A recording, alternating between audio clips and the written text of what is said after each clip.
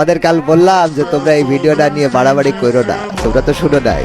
এ দাও আমারে পাঠাইছে, তুই বলে তাকাসনি, জীবনটা জীবনটা শেষ হয়ে যাবে। দাঁড়াও তার একটা ফোন দে, আমি আগে আগে ঘর তারপরে পর, ঠিক আছে? বউয়ের হাতে মার খাওয়া যাবে না। আসসালামু আলাইকুম। এক ইন্টারভিউ দিয়ে আমার জীবনটা চলে গেল। কেন দিলাম ইন্টারভিউ?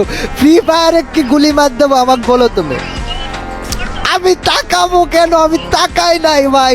আমি কথার উত্তর দেওয়ার জন্য এক দুইবার খালি চোখ গেছে, তাকাবো। এই মহিলা আবার আইছে স্ক্রিনের উপরে, ওর বাড়িতে বোম মারবো আমি।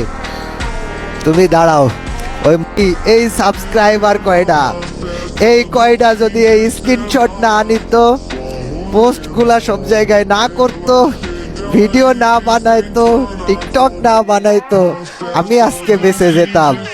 সাবস্ক্রাইবার, তোদেরকে আমি ভালোবাসতাম, ভালো মনে করেছিলাম, ভাই মনে করেছিলাম। ভাই তোরা আমারে কর দিছস।